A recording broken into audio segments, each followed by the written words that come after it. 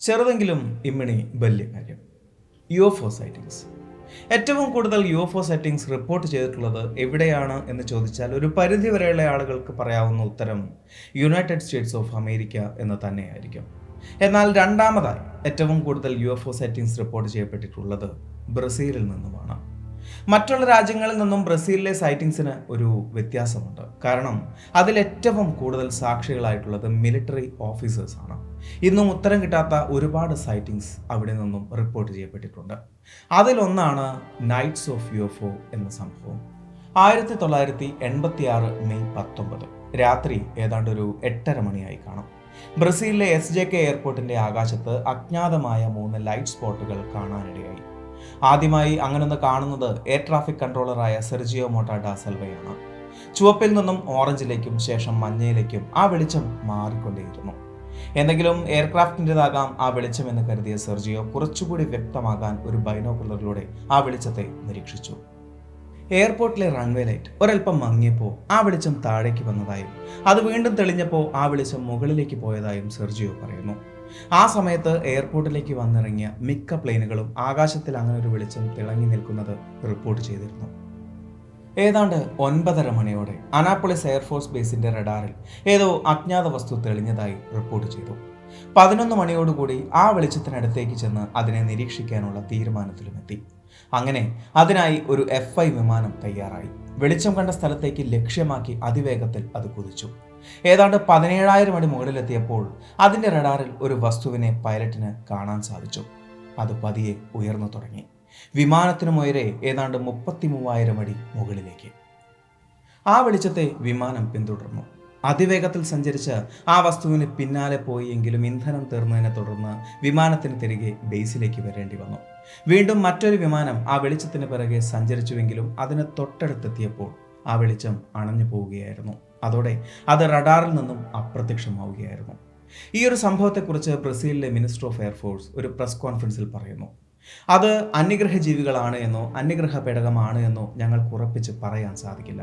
പക്ഷേ ആ ഒരു വെളിച്ചം എന്താണ് എന്ന് കൃത്യമായി വിശദീകരിക്കാൻ ഞങ്ങൾക്കാവില്ല. അതോടെ എല്ലാം അവസാനിച്ചു എന്നാണ് അവർ കരുതിയത്.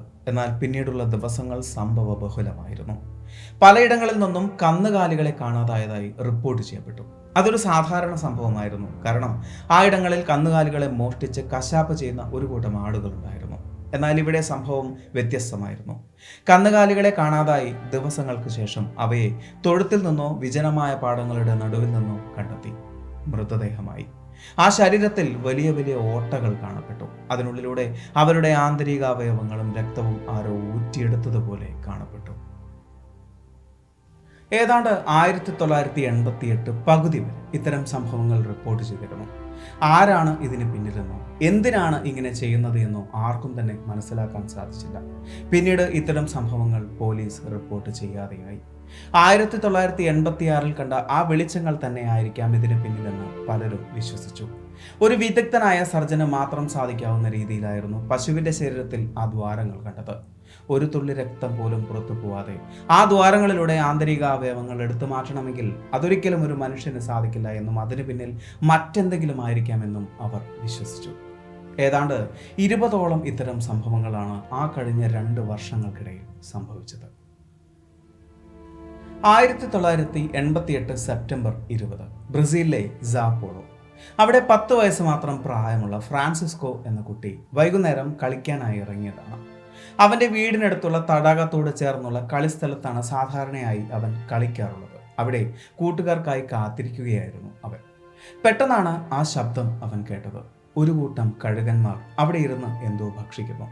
സാധാരണ കഴുകന്മാർ കൂട്ടം കൂട്ടമായിരിക്കുന്നത് അവശിഷ്ടങ്ങൾ ഭക്ഷിക്കാനാണ് എന്നവനറിയാം. എന്നാലും അവരിൽ ചെറിയൊരു ജിജ്ഞാസ തോന്നി. എന്തിനെയായിരിക്കും അവർ ഭക്ഷിക്കുന്നത്? ഒരു ചെറിയ കല്ലെടുത്ത് അവൻ ആ കഴുകന്മാരുടെ കൂട്ടത്തിലേക്ക് എറിഞ്ഞു. അതിൽ 2-3 എണ്ണം മാറിയിരുന്നു എന്നതല്ലാതെ മറ്റൊന്നും സംഭവിച്ചില്ല. അവന് വാശിയായി. ഒരു വലിയ കല്ലെടുത്ത് അവൻ കഴുകന്മാരിരിക്കുന്ന ഭാഗത്തെ തടാകത്തിലേക്ക് എറിഞ്ഞു. തടാകത്തിൽ നിന്നും വെള്ളം കഴുകന്മാരുടെ മേലേക്ക് പതിച്ചപ്പോൾ അവർ കൂട്ടത്തോടെ പാറിപ്പറന്നു. അങ്ങനെയാണ് അവൻ ആ കാഴ്ച കണ്ടത്. അതൊരു മൃതദേഹമായിരുന്നു. രോമമില്ലാത്ത പന്നി പോലൊരു ജീവിയുടെ മൃതദേഹം.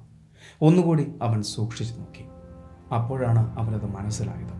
അതൊരു മനുഷ്യൻ്റെ ജീർണിച്ച ശവശരീരമായിരുന്നു.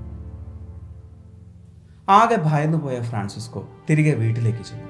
അവൻ രക്ഷിതാക്കളോട് കാര്യം പറഞ്ഞു. അവർ പോലീസിൽ വിവരം അറിയിച്ചു. പോലീസ് വരുന്നതിന് മുമ്പ് അവിടെ ആളുകൾ ഓടിക്കൂടിയിരുന്നു. എന്നാൽ അവർക്ക് ആ ശരീരത്തിനടുത്തേക്ക് ചെല്ലാൻ സാധിച്ചിരുന്നില്ല. പോലീസ് അങ്ങോട്ടേക്ക് ചെന്നു. പിന്നീട് അവിടെ സംഭവിച്ചത് നാടകീയമായ രംഗങ്ങളായിരുന്നു. ആ ശരീരത്തിന് മീറ്ററുകൾക്ക് ദൂരെ പോലീസുകാർ കാവൽ നിന്നു, ഒരാളെ പോലും അങ്ങോട്ടേക്ക് അടുപ്പിക്കാതെ. എന്താണ് സംഭവിച്ചത് എന്നോ ആരാണ് മരിച്ചത് എന്നോ ആർക്കും തന്നെ മനസ്സിലാക്കാൻ സാധിച്ചില്ല. പോലീസ് ആരെയും ആ ശരീരത്തിനടുത്തേക്ക് അടുപ്പിച്ചില്ല. അതുകൊണ്ട് തന്നെ മാധ്യമങ്ങളിൽ വരുന്ന വാർത്തയിലൂടെ ഈ വിഷയം അറിയാൻ സാധിക്കും എന്നവർ കരുതി. പക്ഷെ ദിവസങ്ങൾ കഴിഞ്ഞിട്ടും ഇങ്ങനൊരു സംഭവം ഒരു മാധ്യമവും റിപ്പോർട്ട് ചെയ്തില്ല. അങ്ങനെ ആരോരും അറിയാതെ ആ സംഭവം കടന്നുപോയി. 6 വർഷങ്ങൾക്ക് ശേഷം 1994 ചില മാധ്യമങ്ങളിൽ ഒരു വാർത്ത വന്നു. സാപ്പോളോയിലെ തടാകത്തിൽ വർഷങ്ങൾക്ക് മുമ്പ് കണ്ട ആ അജ്ഞാത മൃതദേഹത്തെക്കുറിച്ച്. ഏതാനും ചിത്രങ്ങളും ഒരു പോസ്റ്റ്മോർട്ടം റിപ്പോർട്ടും. ആ ചിത്രങ്ങൾ പലരെയും ഭയപ്പെടുത്തുന്നതായിരുന്നു. വർഷങ്ങൾക്ക് മുമ്പ് കാണാതായ കന്നുകാലികളുടെ ശരീരത്തിൽ കണ്ട അതേ ദ്വാരങ്ങൾ ആ മനുഷ്യന്റെ ശവശരീരത്തിലും കാണാമായിരുന്നു. ആ ദ്വാരങ്ങളിലൂടെ അയാളുടെ ആന്തരികാവയവങ്ങളും അവസാന തുള്ളി രക്തവും തുടച്ചു മാറ്റപ്പെട്ടിരുന്നു. പോസ്റ്റ്മോർട്ടം റിപ്പോർട്ട് അനുസരിച്ച് തീവ്രമായ വേദനയിലൂടെ സംഭവിച്ച ഹൃദയാഘാതമാണ് അയാളുടെ മരണത്തിന് കാരണമായിട്ടുള്ളത്. അയാളുടെ ശരീരത്തിൽ കാണാൻ സാധിച്ച 4ഓളം വലിയ ദ്വാരങ്ങളിലൂടെ അയാളുടെ ആന്തരിക അവയവങ്ങൾ എടുത്തു മാറ്റപ്പെട്ടതിന് തെളിവുകളുണ്ട്. എന്നാൽ ഒരു തുള്ളി രക്തം പോലും പുറത്തു പോകാത്ത രീതിയിൽ എങ്ങനെയാണ് രക്തം തുടച്ചു മാറ്റപ്പെട്ടത്? ജീവനോടെ അയാളുടെ ശരീരത്തിൽ നടത്തിയ ഒരു ശസ്ത്രക്രിയയായിരിക്കാം അങ്ങനെ ഒരു വേദന അയാൾക്ക് സമ്മാനിച്ചതും അതിലൂടെ അയാൾക്ക് ഹൃദയാഘാതം വന്നതുമെന്നും പറയപ്പെടുന്നു. ചിലർ വിശ്വസിക്കുന്നത് പോലെ അന്യഗ്രഹ ജീവികൾ ആ 20ഓളം കന്നുകാലികളെ എന്തോ പരീക്ഷണങ്ങൾക്കായി തിരഞ്ഞെടുത്തതുപോലെ ഈ മനുഷ്യനെയും തിരഞ്ഞെടുത്തു കാണും. ഈ ഒരു സംഭവത്തോട് ചേർന്ന് പിന്നീട് ശവശരീരങ്ങളൊന്നും തന്നെ കണ്ടെത്തിയിട്ടില്ല. അതിനർത്ഥം അങ്ങനൊന്നും സംഭവിച്ചിട്ടില്ല എന്നല്ല, അങ്ങനൊന്ന് വിശദീകരിക്കാൻ സാധിക്കില്ല. പക്ഷേ ഈ ഒരു സംഭവത്തെക്കുറിച്ച് മറ്റൊരു വാദം കൂടിയുണ്ട്. അതായത് കന്നുകാലികളുടെ ശരീരത്തിലും ആ മനുഷ്യന്റെ ശരീരത്തിലും കണ്ട വലിയ ദ്വാരങ്ങൾ ആന്തരികാവയവങ്ങൾ കൊത്തിപ്പറയ്ക്കാൻ വേണ്ടി കഴുകന്മാരുണ്ടാക്കിയതാണ് എന്നൊരു വാദം. അങ്ങനെയെങ്കിൽ ആ ശരീരങ്ങളെല്ലാം രക്തമില്ലാതെ ആയതെങ്ങനെയാണ്? അതിലെ രക്തം എങ്ങോട്ടേക്കാണ് പോയത്? എന്തുകൊണ്ടായിരിക്കാം ആ ഒരു മൃതദേഹം ജനങ്ങളിൽ നിന്നും പോലീസ് വർഷങ്ങളോളം മറച്ചു വെച്ചത്? ഇത്തരം ചില ചോദ്യങ്ങൾ വർഷങ്ങൾക്ക് മുമ്പ് ആകാശത്തിൽ കണ്ട വെളിച്ചത്തിലേക്ക് ഉത്തരങ്ങളെ നയിക്കുന്നു.